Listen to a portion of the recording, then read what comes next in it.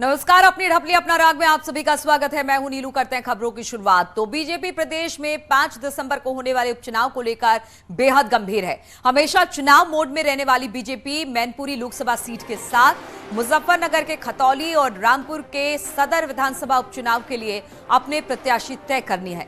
दिल्ली में कल बैठक के बाद आज लखनऊ में सीएम योगी के सरकारी आवास पर होने वाली बीजेपी कोर कमेटी की बैठक में तीनों प्रत्याशियों के नाम पर मुहर लगेगी। 5 दिसंबर को होने वाले उपचुनाव के लिए नामांकन की अंतिम तारीख 17 नवंबर है। इसी वजह से बीजेपी आज ही प्रत्याशियों के नामों पर मुहर लगा सकती है। सीएम योगी के सरकारी आवास पर देर शाम 7 बजे होने वाली कोर कमेटी की बैठक में बीजेपी के उत्तर प्रदेश प्रभारी राधा मोहन सिंह, बीजेपी प्रदेश अध्यक्ष भूपेंद्र सिंह चौधरी, प्रदेश महामंत्री संगठन Dharmpal Singh, deputy CM KP Maurya, deputy CM Brajesh Pathak के साथ सीएम योगी आदित्यनाथ भी इस बैठक में शामिल रहेंगे। इस बैठक में उपचुनाव के प्रत्याशियों के नाम पर मुहर लगेगी। एक हमारे चुनाव की प्रत्याशी चयन की एक प्रक्रिया है, उस प्रक्रिया को हम लोग आगे बढ़ा रहे हैं। हम लोगों ने नीचे से नाम लेकर और केंद्र को भेजने हैं, तो वो प्रक्रिया हम लोग पूरी करके जल्दी भेज देंगे। और मुझे लगा 17 तारीख तक मैनपुरी और खतौली का नामांकन है और 18 तारीख में शायद रामपुर का नामांकन है। उससे पहले हमारे प्रत्याशी की घोषणा केंद्रीय चुनाव समिति कर देगी। जो भी प्रत्याशी होंगे कमल के फूल को लेकर हम सब लोग, हमारे कार्यकर्ता मैनपुरी में भी, रामपुर में भी, अमेठी खतौली में भी, हम तीनों जगह जाएंगे। और जनता से हमारा संपर्क संवाद बना हुआ है। जनता के हम लोग बीच में, बीजेपी के कार्यकर्ता 12 महीने 360 दिन जनता के बीच में रहते हैं। तो भूपेंद्र चौधरी को आप सुन रहे थे। उन्होंने कहा कि किस तरह से लगातार बीजेपी काम कर रही है और पूरा उत्तर प्रदेश बीजेपी का गढ़ है और हम प्रत्याशियों के नामों पर मंथन कर रहे हैं नीचे से ही, यानी कि जहां जहां उपचुनाव होने हैं वहां से हमने नाम मंगा लिया है। आज जो कोर कमेटी की बीजेपी की बैठक होगी उसमें इन नामों पर विचार होगा। कोशिश यही की जाएगी कि आज नाम तय करके केंद्रीय चुनाव समिति को इस नाम को भेज दिया जाए ताकि वहां से नाम फाइनल होकर आ जाए और इसके बाद यही प्रत्याशी होंगे जिस बात की घोषणा बहुत जल्द कर दी जाएगी, क्योंकि 17 तक नामांकन की प्रक्रिया पूरी होनी है। उससे पहले नामों को फाइनल करना है और बीजेपी अब इसको लेकर मंथन कर रही है। बैठकों का दौर जारी है। भूपेंद्र चौधरी बीजेपी जो प्रदेश अध्यक्ष है वो मिले थे आपसे कुछ देर पहले सीएम योगी से और शाम को 7 बजे कोर कमेटी की बैठक होने वाली है जिसमें कहा जा रहा है कि करीब करीब नाम आज फाइनल कर लिया जाएगा और फिर केंद्रीय चुनाव समिति को इन नामों को भेज दिया जाएगा।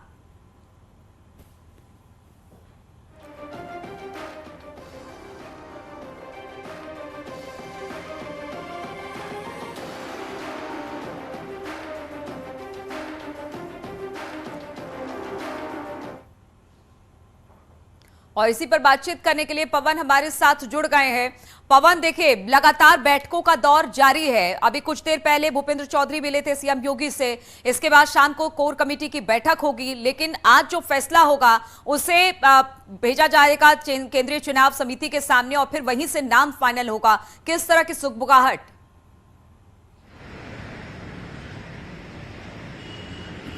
देखिए, जाहिर तौर पर जिस तरह से बीजेपी की अगर वर्किंग स्टाइल को अगर देखें तो बीजेपी लगातार जो है वो पहले पूरा अपना होमवर्क कंप्लीट करती है और होमवर्क कंप्लीट करने के बाद उम्मीदवारों का वो एक कोर कमेटी में जाता है और कोर कमेटी में जो नाम आते हैं उसमें से 3 नामों का पैनल तैयार होता है और वो पैनल जो है वो केंद्रीय चुनाव समिति के लिए दिल्ली भेज दिया जाता है। तो आज जो है वो लखनऊ में जो बैठक होने वाली है उसमें कोर कमेटी के तमाम लोग मौजूद रहेंगे, चाहे मुख्यमंत्री योगी आदित्यनाथ की बात हो, प्रदेश अध्यक्ष चाहे भूपेंद्र चौधरी की बात हो, धर्मपाल सिंह जो संगठन मंत्री है उनकी बात हो, अन्य जो नेता हैं वो सब लोग उस बैठक में मौजूद रहेंगे। और जो तीनों ही जो सीटों पर विधानसभा चुनाव और लोकसभा चुनाव होना है, उपचुनाव, उसको लेकर जो नाम आए हैं, जो स्थानीय जगह से जो नाम आए हैं उसको लेकर एक पैनल तैयार किया जाएगा और पैनल को फिर केंद्रीय चुनाव समिति के लिए दिल्ली भेज दिया जाएगा।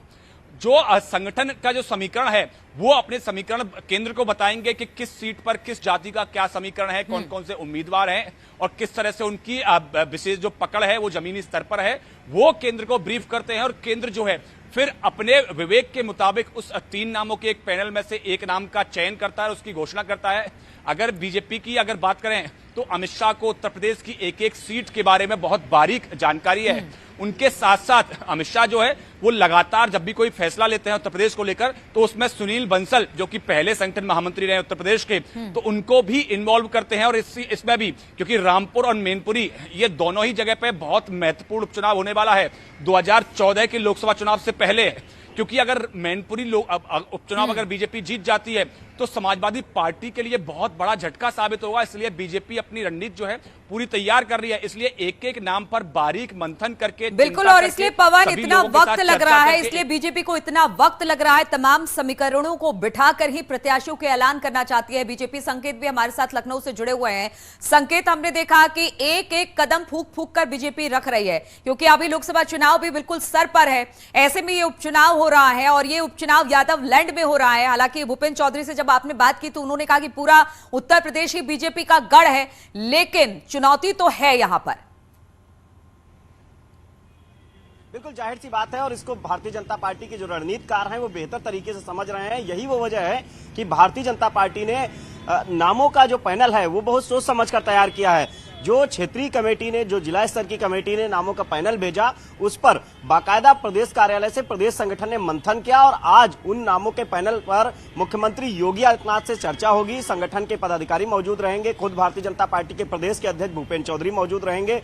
उत्तर प्रदेश के जो प्रभारी हैं राधा मोहन सिंह वो भी लखनऊ पहुंच चुके हैं, वो भी इस बैठक में कोर कमेटी की मौजूद रहेंगे और महामंत्री संगठन धर्मपाल वो भी बैठक में मौजूद रहेंगे और मुख्यमंत्री के साथ में चर्चा करेंगे उन प्रत्याशियों के नामों की जिनको चुनावी मैदान में उतारना है। और इसमें से तीन नामों का जो पैनल है इस पर मंथन किया जाएगा और जो नाम जिनको चुना जाएगा उन नामों का पैनल केंद्रीय नेतृत्व को भेजा जाएगा। उसके बाद उम्मीद ये जताई जा रही है कि 14 तारीख तक प्रत्याशियों के नामों का ऐलान भी कर देगी भारतीय जनता पार्टी। बीजेपी की ये कोशिश है कि मैनपुरी में 7 के उम्मीदवार पर दांव लगाया जाए। जिस तरीके से जो जातीय गोलबंदी है उसको साधने की पूरी कोशिश करेगी भारतीय जनता पार्टी। वहीं सैनी बिरादरी से खतौली में टिकट दिया जाएगा। इसके लिए भारतीय जनता पार्टी ने अभी तक की जो रणनीति है वो इसी हिसाब से तय की है। बिल्कुल, तो नामों को मंगा लिया गया। आज कल कोर कमेटी की बैठक में संकेत वहां पर चिंतन मंथन का दौर होगा, नाम को फाइनल किया जाएगा, केंद्रीय चुनाव समिति को भेजा जाएगा। अब देखना होगा वो 3 नाम कौन होते हैं जिसको लेकर इतना मंथन चल रहा है, क्योंकि इस सीट पर अच्छा प्रदर्शन करना आगे आने वाले लोकसभा चुनाव के लिए बेहद अहम हो जाता है। बहुत बहुत शुक्रिया आप दोनों का हमारे साथ जुड़ने के लिए।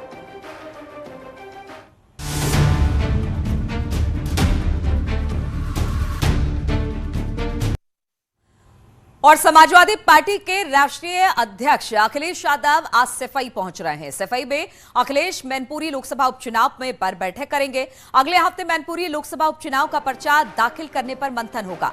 इस बैठक के लिए मैनपुरी, करहल, भवगांव, किशनी और जसवंत नगर विधानसभा के पदाधिकारियों को बुलाया गया है। तो अगले हफ्ते जिस तरह से पर्चा दाखिल करना है उससे पहले आज अखिलेश यादव सफाई पहुंचने वाले हैं। सफाई में अखिलेश मैनपुरी लोकसभा उपचुनाव पर बैठक करेंगे और इस बैठक के लिए मैनपुरी, करहल, भावगांव, किशनी और जसवंत नगर के विधानसभा के जो पदाधिकारी हैं उनको भी बुलाया गया है।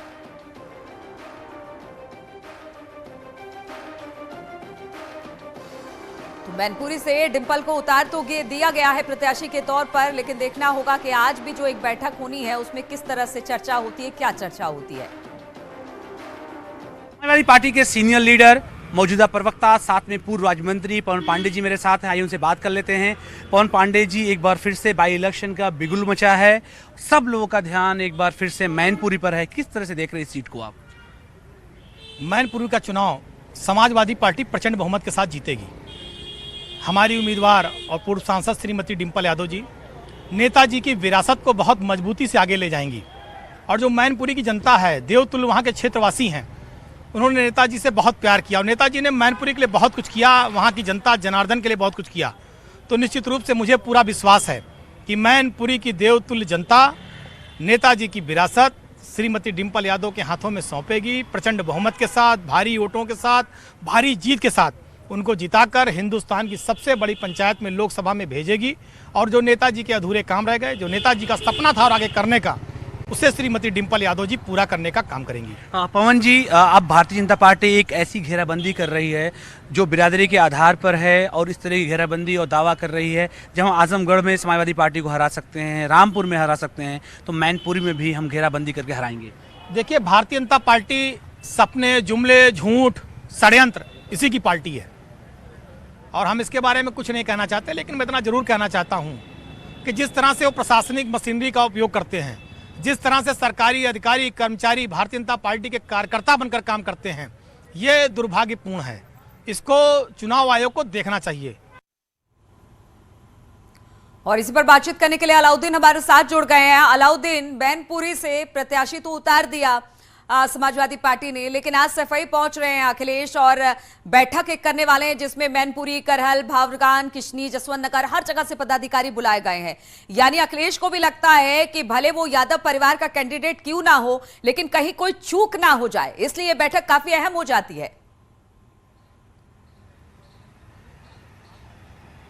जी हाँ, बिल्कुल। समाजवादी पार्टी के राष्ट्रीय अध्यक्ष अखिलेश यादव समाजवादी पार्टी दफ्तर से निकल चुके हैं। साफ तौर से मेरे पीछे देखें, दफ्तर में सन्नाटा है क्योंकि जब तक वो मौजूद थे नगर निकाय और नगर निगम के चुनाव को लेकर के भारी तादाद में पदाधिकारी, पूर्व विधायक, मौजूदा कुछ विधायक और इलेक्शन कमीशन को जवाब दिया गया है उसको लेकर के भी कुछ विधायक मुलाकात के लिए आए थे। और फिलहाल यहाँ से मुश्किल 200 मीटर की दूरी पर राइट हैंड पर या कैमरा पैन करेंगे तो उनका अपना निजी आवास मौजूद है जहाँ पर वो फिल वक्त हैं। माना जा रहा है कि निजी आवास पर कुछ लोगों से महत्वपूर्ण मुलाकातें हैं, वहां पर मुलाकात के लिए उन्हें बुलाया था और अब से करीब 1.5 से 2 घंटे के बाद तय समय जो है वो 5 बजे के लगभग का है, यहां से वो रवाना हो जाएंगे। और जिस तरह आप जिक्र कर रही थी सभी 5 विधानसभा क्षेत्रों और कम से कम एक विधानसभा क्षेत्र क्योंकि खुद विधायक हैं, एक से जो है शिवपाल सिंह यादव और बाकी समाजवादी पार्टी के पास टोटल 3 सीटें वहां पर हैं। तमाम पदाधिकारियों के साथ साथ चुनाव प्रबंधन को लेकर के जो तमाम पदाधिकारी बड़े हैं, जो नेताजी को इलेक्शन लड़ाते रहे हैं, क्योंकि बड़ा नेता हमेशा अपने पीछे एक बड़ी टीम को रखता है जो इलेक्शन उनको आमतौर से लड़ाता है, उन तमाम लोगों से मुलाकात करेंगे क्योंकि इससे पहले इलेक्शन से वहां पर रूबरू होने का खुद सपा अध्यक्ष को कोई इस तरह का मौका नहीं था। लेकिन अब क्योंकि सीट उनके पास है, मुलायम सिंह यादव जी का निधन हो गया है, तो ऐसे में उन तमाम चीजों को, चुनाव प्रबंधन की जिम्मेदारियों को किसको क्या जिम्मेदारी देनी है, ये तमाम बातें वो तय करेंगे। ये भी माना जा रहा है कि अब आने वाले दिनों में ज्यादातर वक्त उनका सैफई में, मैनपुरी में, अपनी विधानसभा में, जसवंत नगर में, किशनी, भौगांव वहां बीतेगा क्योंकि ये इलेक्शन बहुत ज्यादा महत्वपूर्ण है समाजवादी पार्टी के लिए। हालांकि इस बीच में वो नगर निकाय चुनाव को लेकर के लखनऊ की इस पार्टी दफ्तर में आते जाते रहेंगे, लेकिन मोस्टली उनका ज्यादा वक्त वहीं बीतेगा। आज किरण में नंदा भी आए थे उनसे मुलाकात के लिए, जो कि समाजवादी पार्टी के राष्ट्रीय उपाध्यक्ष भी हैं, और मैनपुरी सीट को लेकर के भी उनसे बातचीत हुई है। लेकिन जो जमीनी बातचीत होनी है अब सैफई पर मौजूद लोगों से ही उनकी बातचीत होनी है। रहेंगे, वहां पर फोकस होगा, मैनपुरी पर अखिलेश का फोकस रहेगा और इसलिए आज एक बड़ी बैठक है। बहुत बहुत शुक्रिया आपका अलाउद्दीन हमारे साथ जुड़ने के लिए। तो अखिलेश यादव ने मैनपुरी उपचुनाव के लिए चक्रव्यूह तैयार किया है।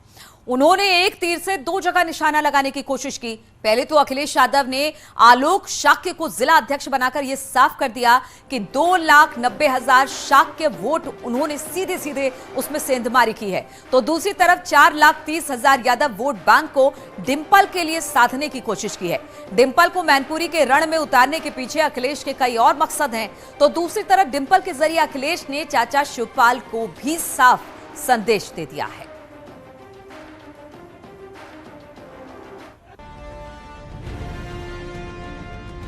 मैनपुरी के रण में अखिलेश की रणनीति का डबल गेम बेहद सटीक है। एक विरासत बचाने की चुनौती तो दूसरी जातीय ध्रुवीकरण को साधने की रणनीति उनके 2 बड़े फैसले से पूरी तरह से सध चुकी है। चुनौतियों के बीच अखिलेश ने बैक टू बैक 2 बड़े फैसले लिए। पहले तो आलोक शाक्य को मैनपुरी का नया जिला अध्यक्ष बनाया और इसके 1 दिन बाद ही डिंपल को चुनावी रण में उतार दिया। और अखिलेश के ये दोनों फैसले मुलायम के गढ़ को बचाने के लिए हैं। मैनपुरी का जातीय समीकरण अगर समझे तो यहाँ पर यादव मतदाता 4,30,000 हैं, शाक्य मतदाता 2,90,000, क्षत्रिय मतदाताओं की बात करें तो 2 लाख, अनुसूचित जाति से 1,50,000, ब्राह्मण मतदाता 1,10,000 और लोधी मतदाता 1 लाख हैं। इसके अलावा वैश्य 70,000 और मुस्लिम मतदाता 60,000 हैं। अखिलेश यादव ने आलोक शाक्य को जिला अध्यक्ष बनाकर ये साफ कर दिया कि 2,90,000 शाक्य वोट पर उन्होंने सीधे सीधे सेंधमारी की है। तो दूसरी तरफ 4,30,000 यादव वोट बैंक को डिंपल के जरिए साधने की कोशिश की है। डिंपल को मैनपुरी के रण में उतारने के पीछे अखिलेश के कई और मकसद हैं, जैसे सीट मुलायम परिवार के पास ही रहे, सहानुभूति का लाभ डिंपल यादव को मिल सके। डिंपल के आने से महिलाओं का समर्थन भी बढ़ेगा। मैनपुरी से एसपी प्रत्याशी डिंपल यादव का नामांकन पत्र भी खरीद लिया गया है। नामांकन पत्र खरीदने जिलाध्यक्ष आलोक शाक्य और मुलायम सिंह यादव के प्रतिनिधि देवेंद्र सिंह यादव दोनों ही पहुंचे। उन्होंने ये भी कहा कि 2 दिन के अंदर नामांकन पत्र दाखिल कर लिया जाएगा। समाजवादी पार्टी का ये गढ़ रहा है। श्रद्धेय नेताजी से लगाकर माननीय राष्ट्रीय अध्यक्ष आदरणीय अखिलेश यादव जी, माननीय तेज प्रताप जी ने इस क्षेत्र को चौमुखी विकास किया है। चाहे वो सड़क हो, पुल हो, पुलिया हो, किसान हो, नौजवान, सारे लोगों के लिए काम किया है। हम लोग विकास के नाम पर क्षेत्र में जाएंगे और माननीय डिंपल यादव जी की भारी मतों। पिता के निधन के गम से उभरकर राजनीतिक रण में उतरे अखिलेश यादव अंदर और बाहर दोनों ही चुनौतियों से जूझ रहे हैं। उन्हें राजनीति में विपक्षियों का सामना भी करना है और घर की अंदरूनी लड़ाई को भी साधना है। यही वजह है कि अपनी कसम को तोड़कर भी उन्हें पत्नी डिंपल को टिकट देना पड़ा और उस सीट पर अपना पल्लड़ा भारी कर लिया, जिसे हिलाने के लिए बीजेपी तत्पर है। Bureau report, news 18।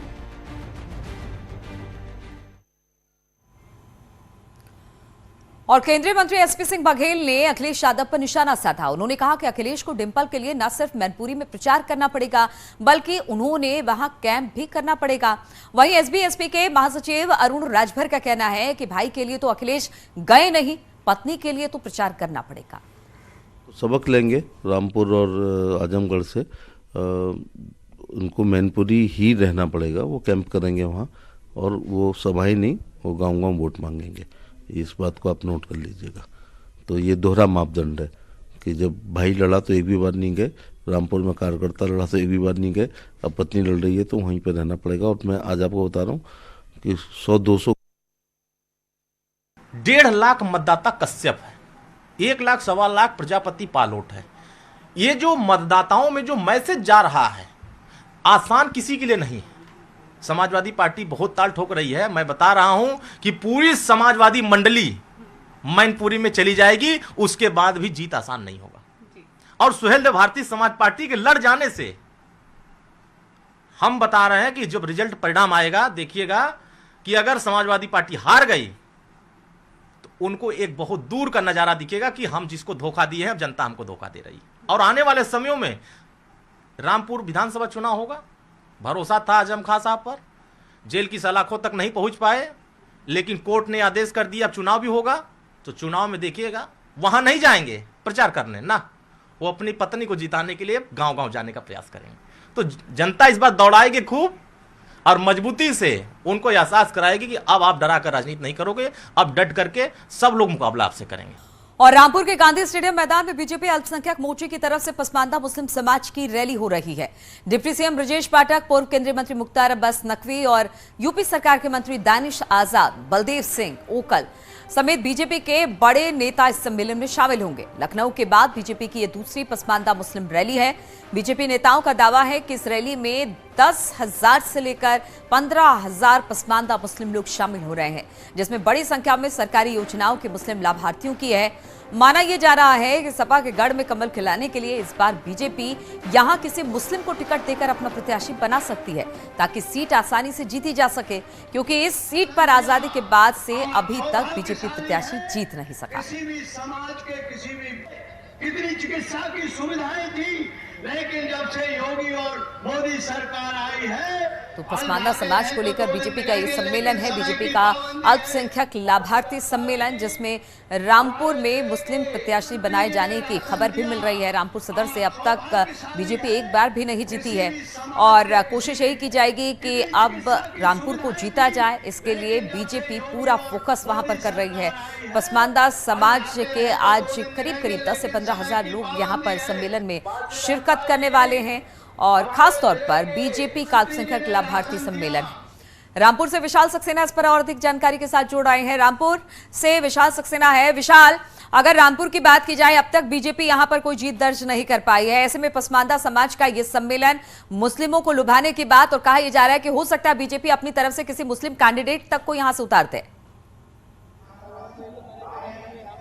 बिल्कुल, देखिए क्योंकि रामपुर पे उपचुनाव होना है और जिस सीट पे उपचुनाव हो रहा है ये आजम खान का गढ़ हैगा, तो यहाँ से अभी तक कोई भी मतलब जो हिंदू कैंडिडेट जो है उसके देखना ये होगा कि हिंदू कैंडिडेट को बीजेपी उतारती है, मुस्लिम कैंडिडेट उतारती है। जिस तरह से आज जो कार्यक्रम किया गया है पसमानदा समाज को लेकर के, तो कहीं ना कहीं बीजेपी ने मुस्लिम समाज को क्या कहते हैं आकर्षित करने की कोशिश की है और उसमें जो नगर विधानसभा सीट है उसमें सेंध लगाने की कोशिश की है। हमारे साथ कुछ मुस्लिम समाज के लोग भी, हम इनसे जानेंगे क्या कहना है। ठीक है, बताइए क्या नाम है आपका? मेरा नाम मोहम्मद जावेद। ये जो आज कार्यक्रम हुआ है क्या कहना चाहेंगे? बहुत बढ़िया, इसमें जो है मुस्लिम समाज के लिए एक जागरूकता की गई है कि यही पार्टी बहुत बेहतर है। और देखा जाए तो अकॉर्डिंग टू ये पार्टी वाकई में जो बहुत सबका विकास हुआ है, सबकी प्रोग्रेस हुई है, डेवलपमेंट भी काफी। जी, क्या नाम है आपका? मोहम्मद फैजान। जी बताइए, युवा है आप, क्या कहना चाहेंगे? बीजेपी कैसा काम कर रही है? बीजेपी अच्छा काम कर रही है तो माशा। मुस्लिमों के लिए काम कर रही है? जी, मुस्लिमों के लिए काम कर रही है। क्या नाम है आपका? जी, मेरा गुड्डू हुसैन। जी, क्या कहना चाहेंगे? मैं ये कहना चाहूँगा कि बहुत अच्छा काम कर रही है बीजेपी, ठीक है, रामपुर के लिए। नगर विधानसभा से आजम खान का कब्जा रहा है अब तक, तो अब उपचुनाव होना है, इसको लेके क्या कहेंगे? सर यही कहेंगे कि काम बोलता है, जो काम किया है, जो कार्य किया है रामपुर के अंदर वो आप लोगों के सामने ही है। और जो बीजेपी कर रही है काम, उससे हर आदमी का दिल खुश है, ठीक है। गरीबों के लिए खासकर जो गरीब तबके के लोग हैं, उन लोगों के लिए जो भी काम किया है वो आप ये लोग हैं जिनका ये कहना है कि बीजेपी जो है सब समाज के लिए काम कर रही है और मुस्लिमों के लिए भी काम कर रही है। बिल्कुल, तो देख सकते हैं बीजेपी पसमानदा समाज को लुभाने की कोशिश कर रही है। एक सम्मेलन रखा गया है और इसकी शुरुआत वहां पर कर दी गई है। बहुत बहुत शुक्रिया आपका हमारे साथ जुड़ने के लिए। रुकेंगे छोटे से ब्रेक के लिए, ब्रेक के बाद भी खबरों का सिलसिला लगातार जारी है।